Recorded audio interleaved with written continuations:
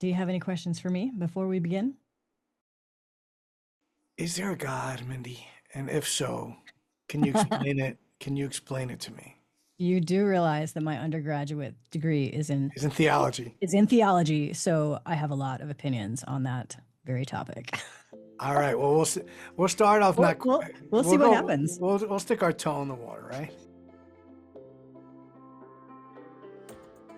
All right, my friends, I am back with you today, and I'm so stoked for you to meet a new friend of mine. Barry Goldstein is a producer, composer, and an author, and we're going to talk about all of those things and how he got into those things. But Barry, thank you so much for joining me today.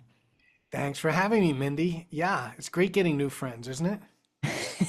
Well, I don't know. I mean, I'm a huge introvert, so I'm very, very selective about those kinds of things. But I very much enjoyed meeting you and your wife recently and was so just delighted to have a conversation with you. I was like, we should do this again and an actual show.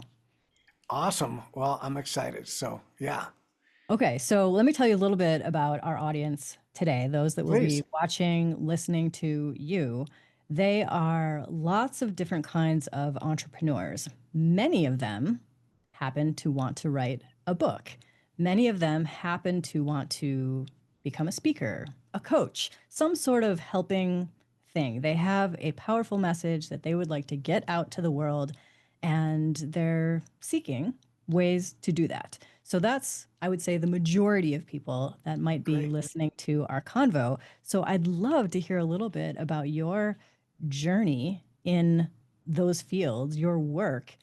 And then, of course, we'll tie that into like purpose based goodness as well, because you have so much good stuff to say about that. Yeah. Well, how far back do you want me to go? Like, I Well, don't usually like, go back to the womb, but I would do I that for you. mean, I'm assuming you weren't born knowing what you were going to do. So, like, maybe the inklings at the beginning, just give us a little taste of like Yeah. what did you think you were going to do, and then like talk us through what you are doing now. Yeah. I'll give you like a synopsis. How's that? It's perfect. So I think if you haven't gotten by now, the producer composer part, right? I mean, I'm in my recording In studio, your studio. Again, so those that are so watching you on can YouTube see can that see. part of what I do is music based, and I think I knew probably at a pretty young age. I like one of my earliest musical memories is literally being next to my mom. We had a piano in our house and like her taking my fingers like over the keys and hitting the keys with me. So my mom wasn't like formally trained, but she played music by ear. Oh, wow. And um, I remember her literally singing Yellow Bird by Harry Belafonte, as she did that. And I remember her doing that. My mom was very, very petite. And I remember that her feet were like barely hitting the floor of the piano bench, and mine were not hitting the floor as well. So it's a Because you're a memory that's kid. definitely like etched in there. But I remember being fascinated, not just with her hitting the notes and keys, but how the notes kind of hung in the air. Like even after they were played, you can still hear a remnants of So you that were specific already note. tuning into the vibration of that. Yeah, and that's what was sharing with you. There's something like fascinated me about sound at a very, very young age. And so as I, moved along in my childhood, my sister played piano. We got into like the 70s and I learned how to play guitar. I definitely did not have like this hairdo that you see like rocking right now. I had what we call the Jafro, which was like a Jewish afro. Did you really? I did. I mean, That is it was like out here. Yeah. Barry, I have to tell you, like, this very odd thing that is true about me. That is my absolute favorite kind of hair. And I wish, like, every time I see somebody that has that, I'm like, oh man, like that hair is amazing. I wish I had that. Like, that's the kind of hair that I wish I had. I knew I loved you, but now I loved you more because like most It's people, so, like every it's time such they a see weird that thing. picture, like when my wife sees that picture, she says, "I'm so glad I didn't know you back No, then." no, I think it's So absolutely amazing.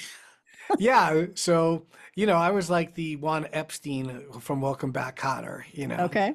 And so yeah, it was inevitable that me and my sister would form like this duo of like we were like the famous ones in our household. You Okay. know, we were like the Donnie and Marie of our household. Nice. Yeah. And so, I learned music at an early age and grew up. My parents were like raised in the Depression. My dad was a first generation. He came over when he was 9 years old from Poland.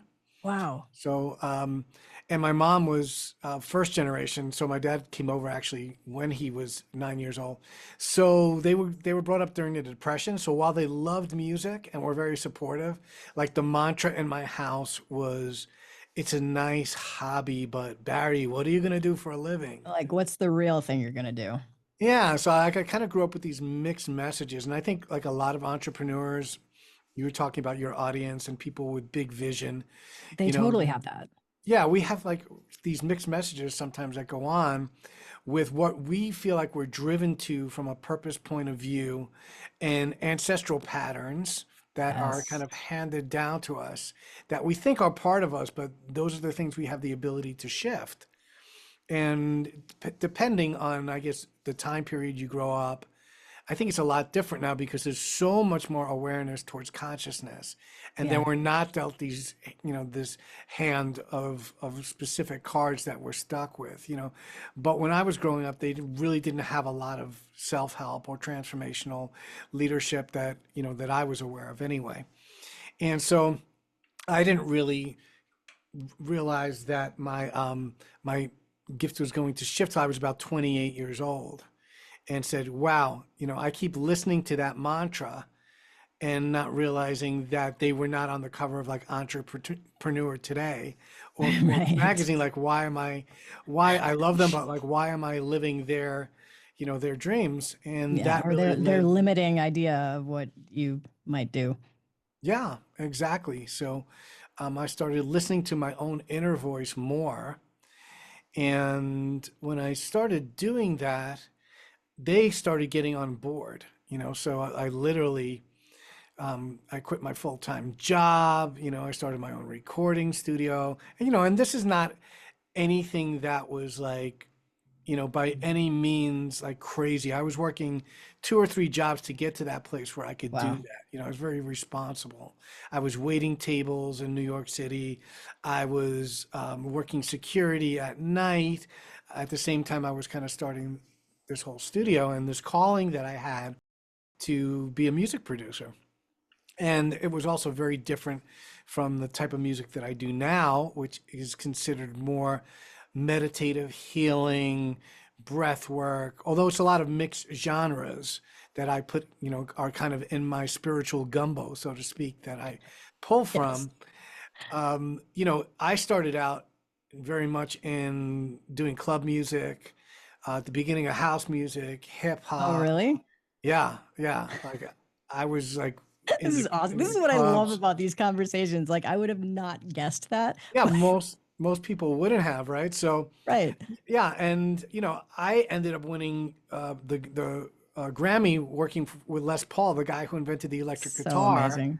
right after I became a professional producer years later for best rock instrumental. So Wow. very much not in what I'm doing now. Yeah. So fast forward of how that happened and how it got me to where I am was that I got burnt out in the music business. And I think again that happens for a lot of people who have big vision and dreams or entrepreneurs who we have this goal setting thing where we set these goals and then we attain those goals and we're like, oh, that's so great, right? And there's this moment of success and you're fired up. But most entrepreneurs are already going on to the next thing. Like we have 7 different lanes Definitely. going right at the same time. Yes. And or right, we're on to the next thing, or whatever it is that had become attainable to us. And now that we've gotten there, it's not everything that we thought it would be. It's not as Right. glamorous as it could have been, or for me, it ended up becoming like a job. It's Well, like, and that's like the yeah. thing is when you don't like have that chase of it anymore, like you're seeking, going, growing, and then you get it, and then yay. But I think a lot of entrepreneurship is also that upward momentum in, becoming the person that can get that thing. But then once we've got it, it's like, okay, well, now I want to go get something else because I want to continue to grow. Yeah, no, absolutely. And I think some of the, if I had to say the big lessons in that period were for me were, and something I started at a very young age is get as much mastery as you possibly can. You don't always know the reason for it, but become the best at whatever it is that you want to do. And when you have that high caliber for yourself, then it doesn't really matter if you succeed or not because you're going to use it someplace else. Whether it is just your work, ethics, or whether you're going to actually plug it in somewhere later on in your life that you don't even know about. Like why did I do that? And I'll share something with you like way off tangent here. Yeah, please. So somewhere in between where I was becoming a music producer and I wasn't becoming a music producer, right? And I was still kind of listening. I got a Right. degree in business, right? And I Okay. also got a degree in hotel and restaurant management. All right. So I learned all these things about food and about restaurants and about hospitality and dealing with people that I'm like, I pretty much utilized it to get me out of the Bronx, right? And so I can go away for school. Yeah. But this is a perfect example of learning something and not knowing why. Like 30 or 40 years later, I'm at a restaurant with my mother. I surprised her. I came in from Arizona. She's in her 80s. She's like so excited to see me. She's like must have started eating her food too fast, and she begins to choke on her food. Oh my gosh. So my wife's on the other side of me. Who's a doctor, right? My Right. brother-in-law's on the other side of me. He's a podiatrist, and everyone's like kind of looking at her, and I lean over, not knowing why, and go behind her back and perform the Heimlich maneuver on her as she's like turning red in her face. Oh I gosh. dislodge the food from, wherever it was, Yeah. and it hit me in that moment. Oh, that's why I went to school for hotel and restaurant Wait, is that what you management. learned at hotel management? Well, that had to teach you, you have to learn the Heimlich maneuver because you're going to be Whoa, I managing wouldn't a have even restaurant. thought about that. Right. And it's like, after I graduated 2 years and I had like the best time in college, I went into hotels and realized, oh, there's one thing I know for sure. This is definitely what I don't want to do. Right. And I said, Sometimes I that don't even know why I clarity, went to school for that. Right. I mean, And that then, clarity is helpful. Don't want right, this. Okay, what exactly. else?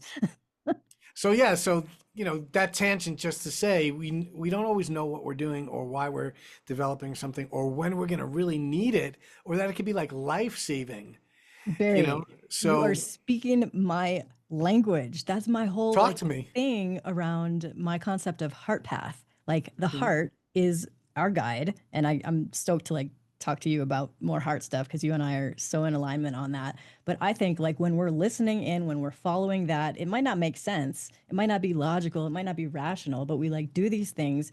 But then the point of heart path is that all of that stuff culminates for a purpose along that path. Now, it might be like one singular purpose, like you saving your mother's life in a restaurant, amazing. Or it might be all the things that led up to you now doing what you're doing and being able to express your purpose and your passion in such a beautiful way that's impacting millions and millions of people around the world. Like all of those are on that heart path, which is Mhm. so cool. Yeah, and So that's cool. exactly it. Well said. Yeah, and that's really what it's been for me. It's always been about heart path. And I think that's why, like, when I got to that point in the music business where I was getting burnt and fried out, Yeah.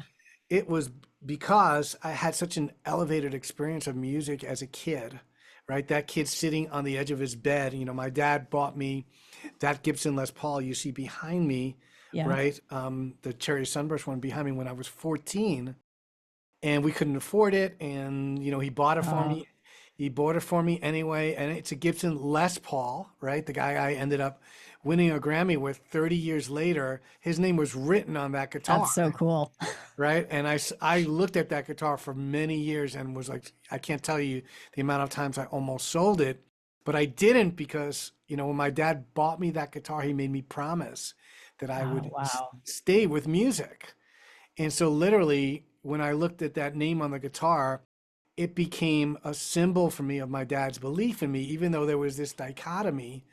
That was his limited beliefs. He really wanted to, really wanted to see me hit a home run, Yeah. but he didn't know how to get around all the bases, on his own. So when I got to that point of it becoming a job, I was, I wanted to rewind to that kid who was 14 years old and sitting on the edge of his bed. And as you said, enamored in the heart space of Yeah. like, oh my God, when I learned 3 chords on my guitar, like a lot of kids were learning other people's songs. I never did that. Like I was writing songs from the time that I could play 3 chords. That's so So cool. it was always about birthing something into the world with music, although I didn't know it then, creating something from nothing, sitting on the edge of the bed. It didn't Yes. exist. 3 chords, 2 hours later, there were words on a paper. I was singing melodies.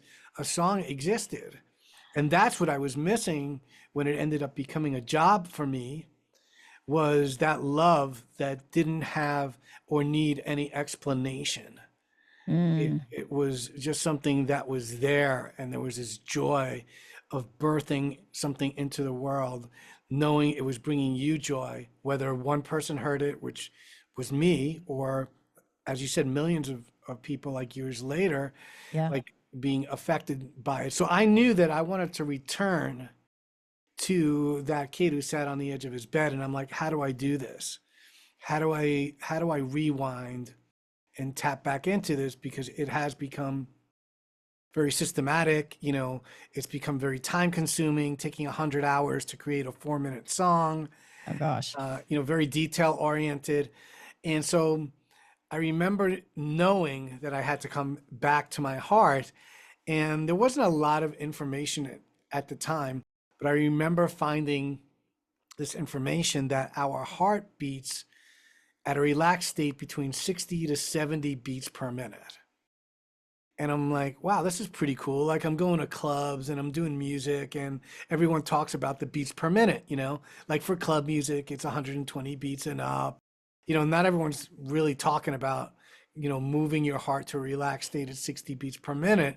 I'm like, Right. what would happen if I became like the experiment of my own problem solving, of my own like mood and energy, being in a place where I wasn't really that happy with it. I had anxiety and stress. I wasn't sleeping well at night. Like, what if music could be the remedy for all this? And, at the time, there were no people talking about like heart coherence, Right. right? Now it's much more popular, thankfully. Yeah, exactly. So I set my metronome to 60 beats per minute, and I would start to take these hour-long journeys where I had no idea what the hell I was doing. Like I didn't know what I was playing. I was just letting it come through. And like, no one's going to listen to this anyway, like who's going to listen to an hour-long piece of music with like no melody in it, no repetitive. Like it was literally the opposite of everything that I was creating at the time, which we were so focused on. Well, you got to create songs that have catchy choruses, or we call them Right. hooks, Like that the people are going formula. to want to sing over and over. The formula, exactly. So yeah, that's how where it started for me, and I found myself moving into these very meditative states. I didn't know how to explain it, but it didn't feel like I was composing. It felt like I was decomposing. Mm, That there was something else like co-creating with me, and I didn't know what to call it, because you know, I was brought up in a Jewish household, but we were like agnostic. Like my father didn't really like believe in, formalized yeah. And then you're having these like religion. very meditative experience, very mind based. It's like heart based and whoa.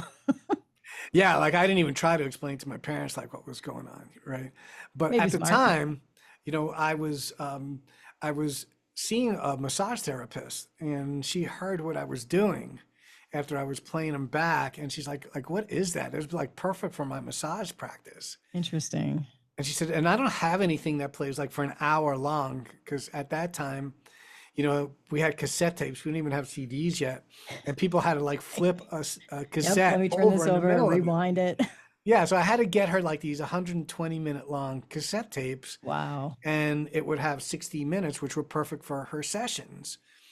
And she loved the fact that there wasn't like repetitive melodies, because she had clients who would come in week after week. And what we were starting to see, is that when someone could come back to a specific part, like, oh, I love that piano part.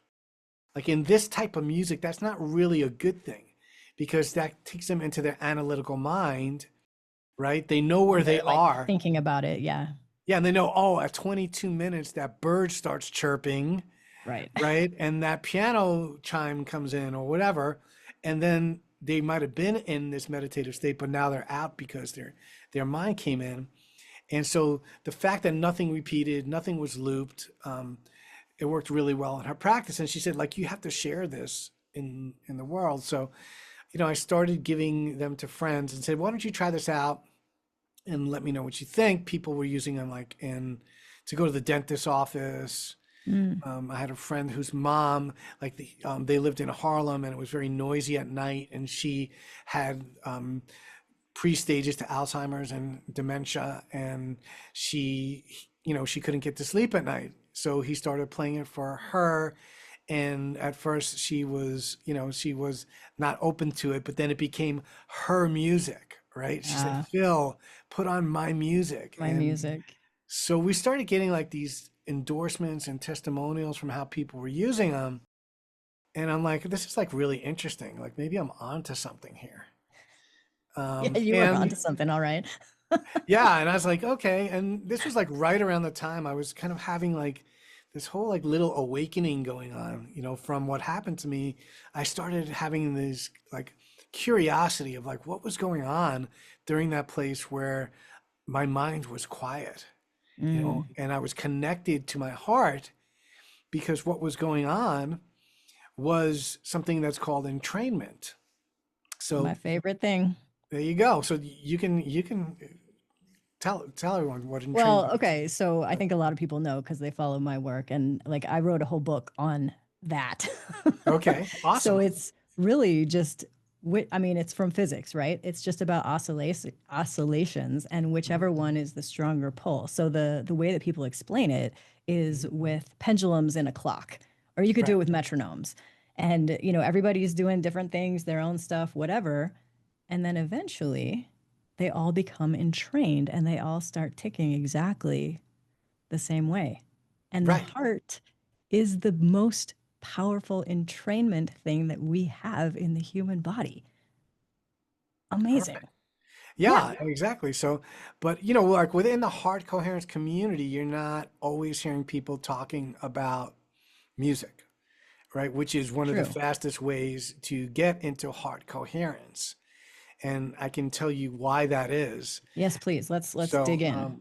Yeah. So on a musical level, with entrainment, it's simple. There's a synchronization, as you explained really well, that's going on.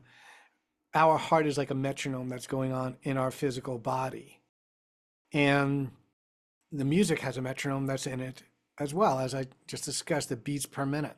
Right. And so when one of those synchronizes to the other, well, the metronome's just going steady, right? It's not going anywhere. So the heart is going to adapt to that metronome. As you said, that stronger pulse, that consistent pulse that's going on in the music has the ability to synchronize. And what happens with that, even if you just put on this music at 60 beats per minute that I compose, your respiratory rate starts adjusting to that, even on a subconscious level. And so your breathing slows down, you start to adapt into that. And you move into smooth and orderly heart rhythms, which is what heart coherence is actually defined as. Yep. So, and if you think of that, like, and how that affects the physical body, I always use the example, think of an orchestra. Orchestra has different parts, they all have different functions, different instruments that do different things. And so if you think of our bodies in that same way, we have different systems that are going on in the physical body. We have the lymphatic system, we have the endocrine system, we have the cardiac system, right? We have all these different systems that are going on in the physical body. But what happens if they all decided that they were just going to play whatever music they wanted to? I'm doing my own thing over here. Okay. Right. Right. And exactly. And what would that sound like, or what would be happening in the physical body? It'd be a disaster on both accounts. Right. A dis, right? Dis, right? Disaster, dis-ease, Exactly. dissonance, right? Because nothing's functioning together, nothing's in synchrony, nothing's in harmony. But if they can agree upon a specific tempo, right, that they all are playing at, then that's a great start. And so the heart actually, when it's basically regulating the tempo in our body and how we synchronize. And that's really what heart coherence is doing. And music can help drive that. And we can target specific states and moods, right? Because that's another way heart coherence is actually defined, is by smooth and orderly heart rhythms and an elevated emotion, right? So Yeah. when we're in these smooth and orderly heart states, we're not going to be in a place of anger, frustration, jealousy, bitterness. These coherent states are usually tied with love, appreciation, kindness, gratitude. So what gets you there without thinking about it, better and faster than anything else, is music, sound, and vibration, because we can't prepare for the methodology of music.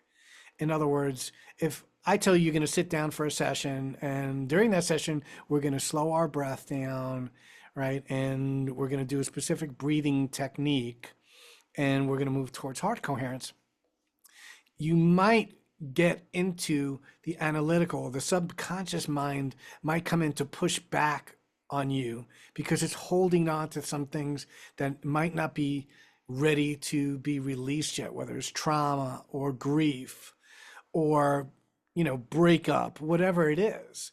So it comes in and says, no, we're not ready for this. And you're measuring all your measurements and you're not having a great session. Well, because you're here. Right, because you had a chance to prepare, right? And music doesn't give you a chance to prepare. When you hear a song I like that. that moves you to your heart, and I'm sure this has happened to you, Mindie, when Oh, you it hear happens a all the time. song, right? And all of a Yes. sudden you have like God bumps, and you're like, oh my God, I've never heard this song. And I'm like crying. This happens literally almost every day because I'll watch like someone auditioning who's amazing on like America's Got Talent or something. I just watched this young kid, and the way that the emotion that he put into this song, I was bawling my eyes out. And that's a very regular occurrence for me. So I Yeah. get it. And that, so that when I started doing this, my friends, I grew up in the Bronx, my friends thought that I was out of my mind. Bananas. Yeah, no, they thought I was out of my mind. Like music and healing, like in the same sentence, was like, and they pretty much said to me, hey, dude, like what's wrong with you? Like you selling snake oil or something? What is this like sound healing? What's that? Like what do you, Mm. and the first thing they thought of was like these shows that were really big in the 70s and 80s of people getting healed, and being pushed back and having these experiences In their like religious communities and and yeah, religious communities. And yeah, and I'm not saying those are not valid, in terms of what they were, but that's what they were comparing them to, a little right? different.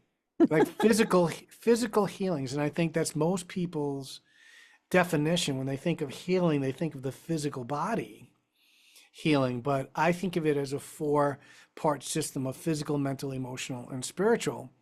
And Right if you on. can release a block within any of those, then the potential for healing occurs. So like Mindie, when you're listening to that song and you're releasing something, you're crying for some reason, Oh yeah. It's everything in there just blah.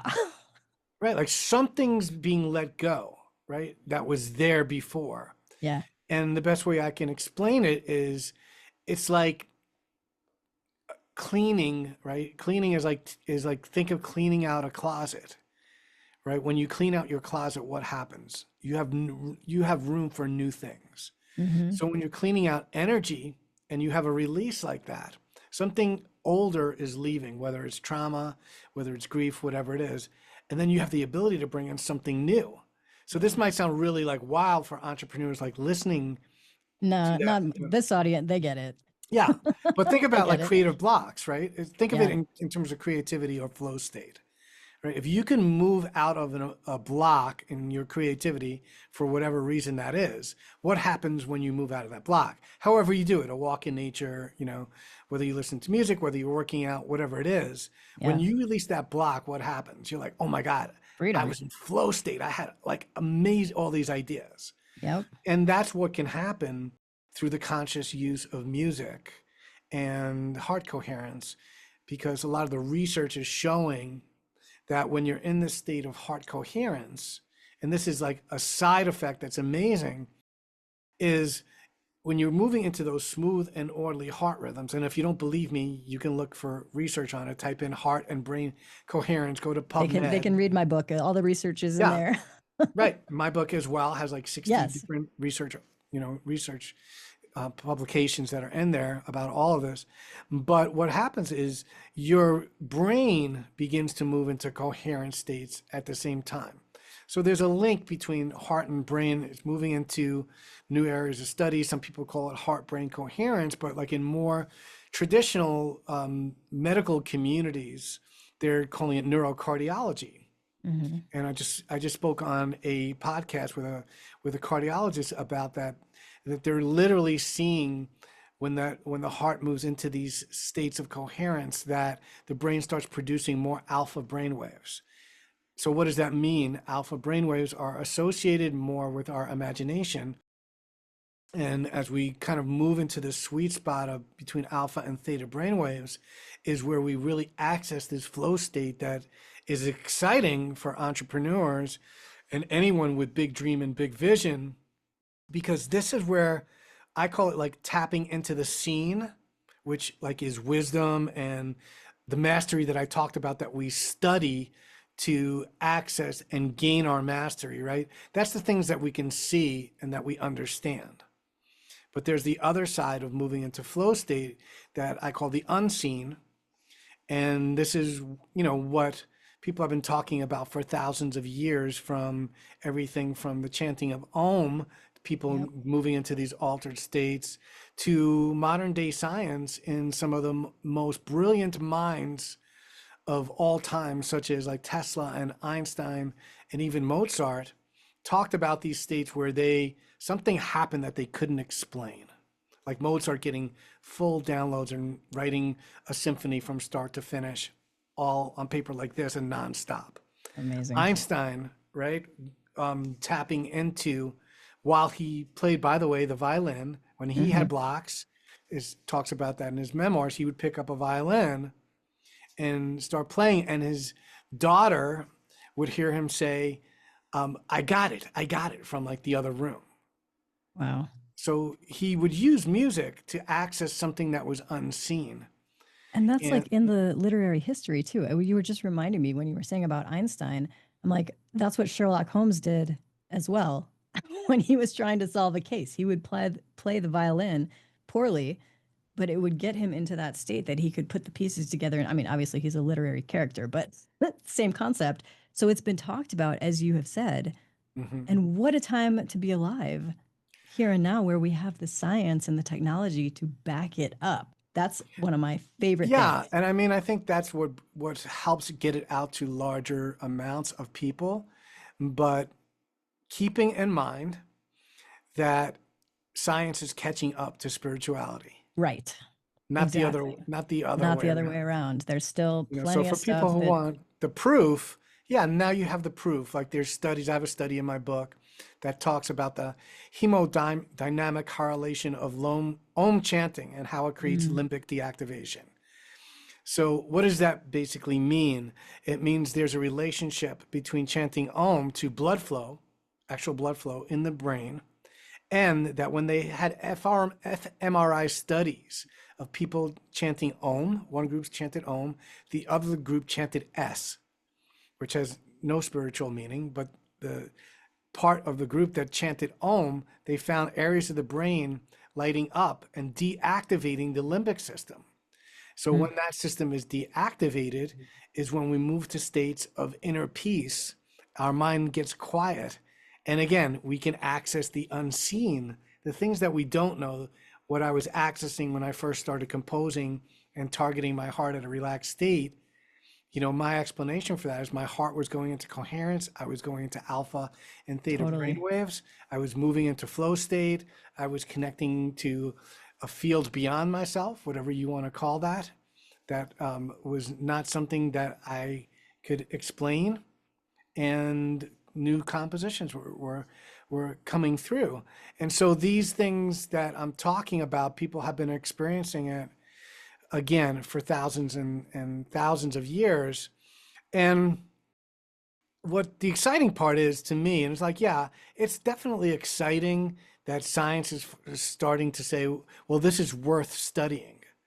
That's really the thing. It's right. Yeah. And that, because normally, we normally weren't seeing studies done unless they were sponsored by a pharmaceutical company Pharmaceutical. Yep. and there was a lot of money behind it. And so now we're moving into finding these ways because we're moving into this time of biohacking, and people are so, I'll say the word, obsessed with longevity, Right. which right with living longer. I say live more defined, live more Like defined, right now, live present. with Yes. live with more purpose, Yeah. 100%. and you probably will live longer. So but we're starting, there's a calling for people want more information, and I think that's why the studies are coming out. But within communities, and this is kind of where we started out, of if you think of music even beyond a tool of transformation, if you think of it beyond the tool of music, using music as medicine, but you think of it, if you're thinking it from a business perspective or birthing a dream and vision into the world, think of music more as a tool for energetic management, which is really important in terms of managing your energy. So if you were a business and you did not have the output that your business was looking to achieve, you'd probably bring in someone to say, hey, we need to kind of see what's going on in the business. We got to look at this, and this, and see, how come we're not earning, right? We're not creating as much energy, because money's just energy. We're not creating as much energy as we'd like to see this business creating. And you look into specific areas, and then you would probably get back some type of blueprint that said, well, here's the reason why you're putting more energy into PR, and that's great, but you're doing it like with no marketing and you don't have a brand. So like, what are you trying to get coverage for if you don't have a brand, right? So I'm just giving you an example. And it's the same thing with energy and managing your energy. So a lot of us are like, oh my God, I want to write this book. I want to write this piece of music, but by the time I'm done doing this, and this, I don't have time for like my dreams, and my energy is depleted, and I'm giving away my energy to everybody else or to my business, and I'm not creating these big long-term things that create legacy, mission, and change the world. Stuff that matters. Yeah, the big stuff that matters, the big dreams. And we're at a time where we can dream big, Yeah. especially with what's going on in AI and It's one amazing. people marketing teams and everything else, but not if you don't have the energy for it.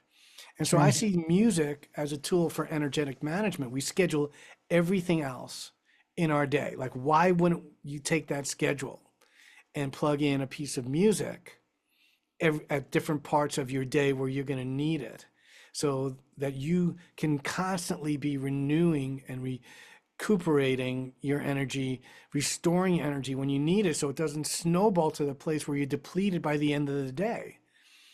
And so, some practical ways to utilize this for your audience that's listening in there, think of it like a nutrition, like how you would basically feed yourself to nourish yourself during the day, and start from there.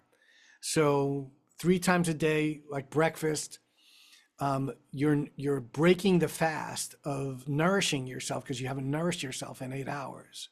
What would happen if you broke the fast of listening to something that's going to move you into your day, either to charge you up and focus or to relax you because you have some challenges going on, whatever it may be? It's breaking the fast of you not hearing anything. So what song do you want to start your day with that could, activate your energy in a place of gratitude or a place Mm-hmm. of inspiration to inspire your day? Yeah. And start with that. And then at lunch, when some things come into your day and your challenges, start coming in, what do you normally do? Like, you would eat lunch because you're replenishing, your body needs more energy. And it's the same with music. So in the middle of your day, when you feel like energy being sucked by someone, or you're giving your energy away, or you're just like you're low on energy, see what you have next coming up. Maybe it's a meeting with your team. Listen to a piece of music that's going to move you, like a epic piece of music or dance music. Or I listen to music from another part of the world. I call it like 5-minute vacation, where I listen to a Nice. piece of music that I've never heard before from a different part of the world to shift my environment. And then at night, listen to a piece of music before you go to sleep that's going to wind you down, like at 60 So beats per minute. Yeah, and that's going to move you, bridge your states from that high beta firing and wiring. These brain waves are called beta brain waves. So you have beta, alpha, theta, and delta. Right? Beta is your high energy, the things you have to accomplish, all day, your things to do. As you move more into alpha and theta, it's more things to be. Like, what energy do you want to encompass in your day? That you'll be able to activate with your intermission. So you want to have times of your day where you're in all these, and then at night you want to be able to bridge into them, like very naturally, so it scales down. And a lot of people go from high beta, and they crash into delta because they're like checking their phones before they go to right. bed. They're scrolling, on Instagram. That's all good. I mean, but give yourself an hour that it's sacred at the end of your day to just wind down and to tap back into, again, these ancient customs of in sleep is when we restore our energy, when we are given messages, when we connect with loved ones. All of these things happen during sleep. So if you're not getting great sleep, and you're not replenishing your energy, you're just starting with the same energy that you had from the day before. You want to start with a clean slate. So about an hour before bedtime, if you start listening to music at about 60 beats per minute, and I have lots of pieces of music that do that. I have a series called Ambiology.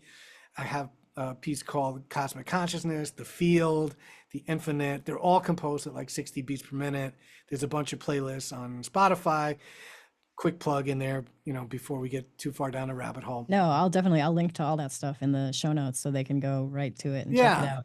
but all those things are mostly accessible through free memberships and YouTube as well. So you're scaling down at night and you're winding down, and so that's your 3 times a day, like breakfast, and lunch, and then like dinner at nighttime is kind of like dessert, something sweet to give yourself at night. And if you can do that, you're going to find that you have more energy for your own vision and mission, because when you're slowing down like that, what's going to happen?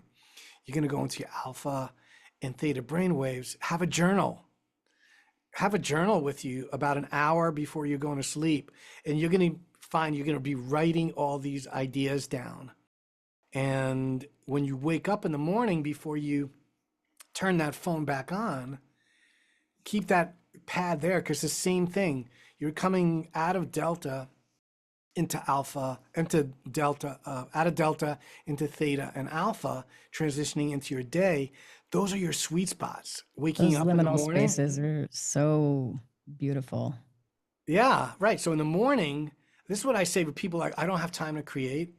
take a half an hour in the morning for you. If that seems like too much, then take 15 minutes. Yeah. So don't give yourself a time that seems unattainable. If 15 minutes seems like much, give yourself 5 minutes at the beginning and the end of your day. That's 10 minutes a day. That is, by the end of the week, it's over an hour. And by the end of the month, you spend 4 hours on your vision and your mission. You have no idea. I mean, you do, but 4 hours when you can create in 4 hours in this day and age is a lot. It's a lot. And you do that consecutively. And that's like, we're talking minimum. I mean, if you do an hour a day, a half an hour and a half an hour, right? At the end of the week, you've done that for 8 hours, right? You've given a full day to just you. And don't give yourself any time that anything needs to be attained. Like, oh, I need to work on my book. I need an hour. No, throw it out the window. Any time is a time for co-creation. You have 5 minutes in between a session. Get yourself in a peaceful state and edit a paragraph of your book. Yeah, maybe just one sentence. Yeah, and we're not in an age where being unresourceful is popular. There's no reason to not be resourceful. I almost said the word that came to my mind when you were saying that was like, it's unacceptable today to be that, because there's so many resources out there. Yeah, and we're not even getting into like AI and anything else with that. That's another whole show. It's another whole show. You know, hours worth of another whole shows. Yeah, like how to hybridly create with AI to birth your vision into the world. And that's really where all this is going. But you have to know how to master yourself first. And 100%. I just gave a talk on this in the United Nations called Easy Creativity, which stands for Emotional and Spiritual Intelligence.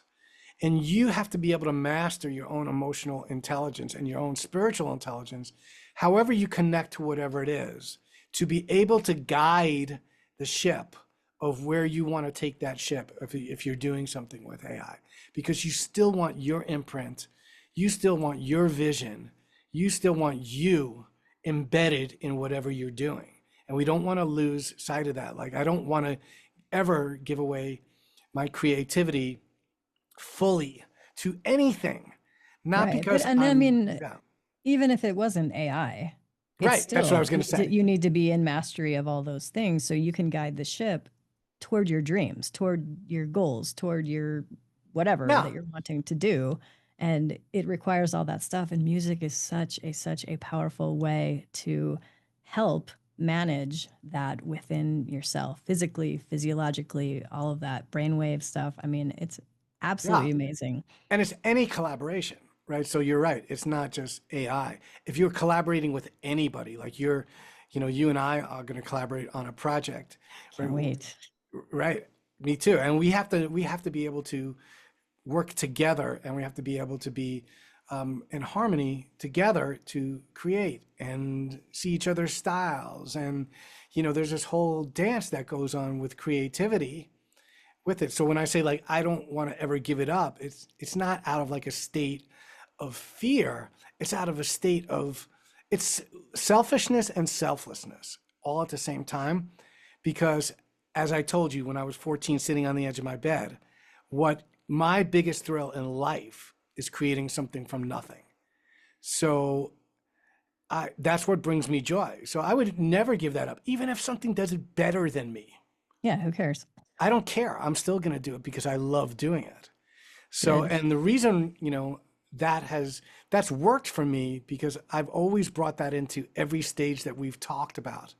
Like in my life, where I was doing music and diversifying into new areas, because I never expected to get into this. And even within the framework of being blessed for the people that I've worked with, when I was on this path, like I gave a CD to Joe Dispenza, at a conference we were both speaking at, and he started using my music a year later in his conferences, and that led to a collaboration of many meditations for his music. I've worked with Neil Donald Walsh, who wrote Conversations with God. Dr. Daniel Amen and I have had like 3 PBS specials where music was like a humongous part of brain health, within that. And, you know, really give that all about to where the work that you're doing, Mindie, is it's the heart's path. It's Hmm. nothing I would have thought of, you know, or I could have planned out. It's It's all even better about than you could have following the thought. heart's energy. Yeah. Exactly. Exactly. So I want to see if you can maybe speak to the hearts of those that are listening right now Sure. and those that are, because I love your story in that like you were doing all these things and then you realized those weren't the things. Like yes, they played an impact and a role, but it wasn't the thing. And the thing was to go into the what you're doing now. So there, I'm sure, are plenty of people listening and watching us who are on that edge. They feel something greater, bigger, more purposeful. They want that, but maybe they're still tied into the old stuff. I wonder if you could just like we'll wrap this up by giving them some advice or suggestions and just really speak like from your heart to theirs to encourage them on that path. Yeah. And the edge is like one of the best places you can possibly ever be if you're a creative, Yes. because you never ever want to be comfortable in your creative process.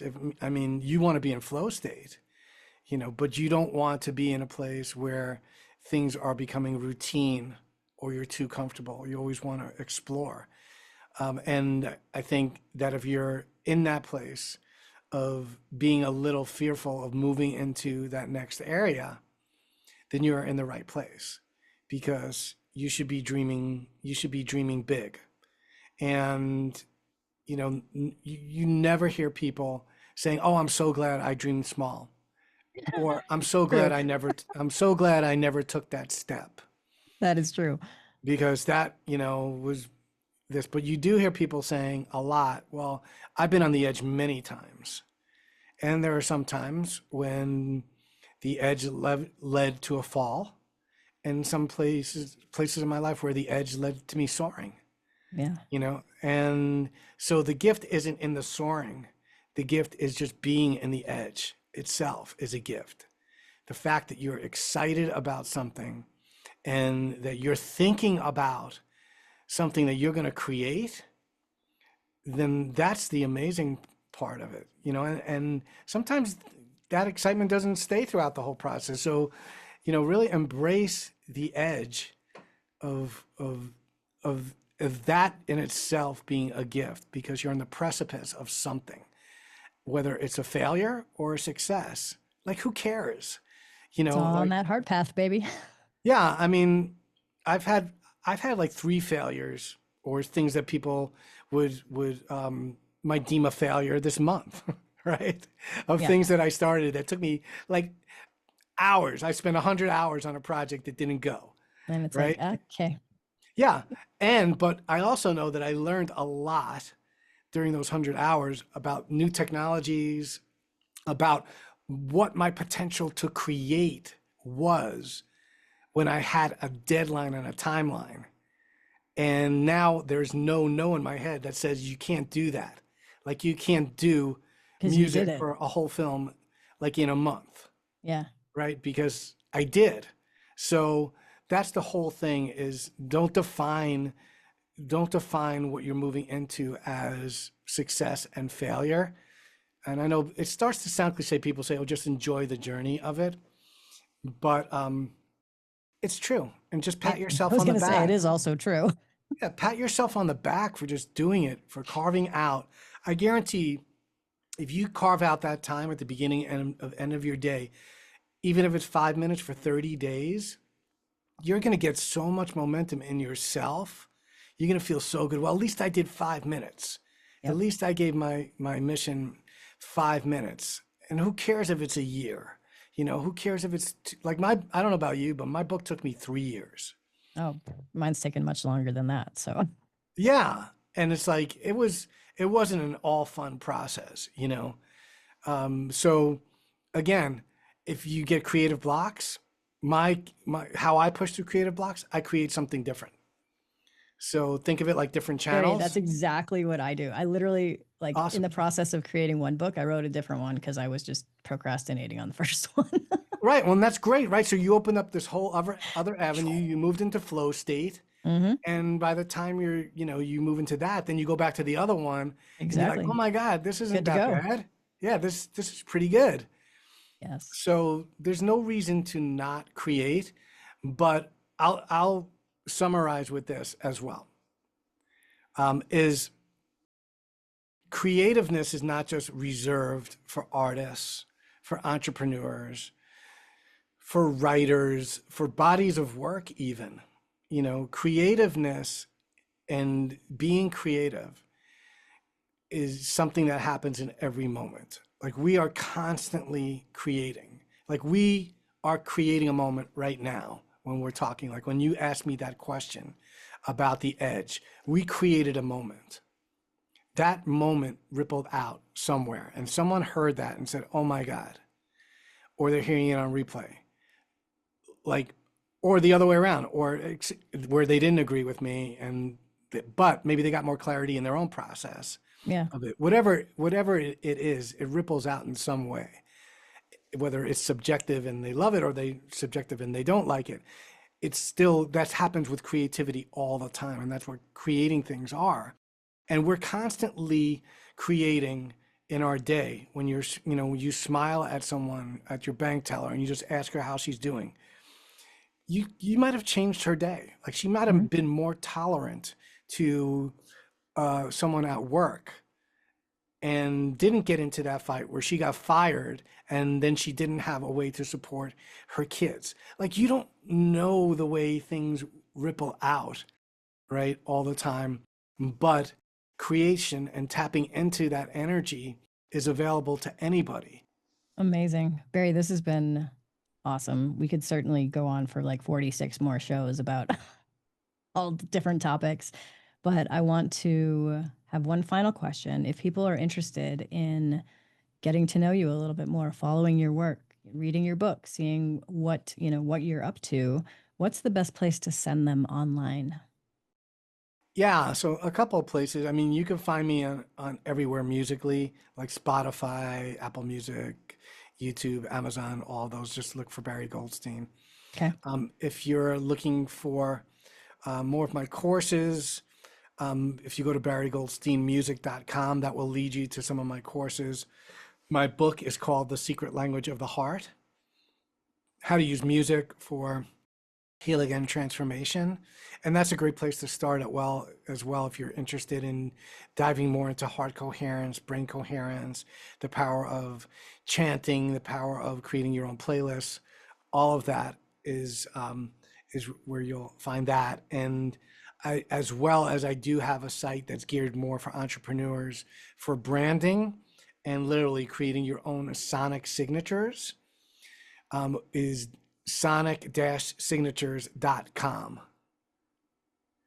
And that's if Perfect. you're more interested on how you can use music to magnify your mission and finding your own sound for your business.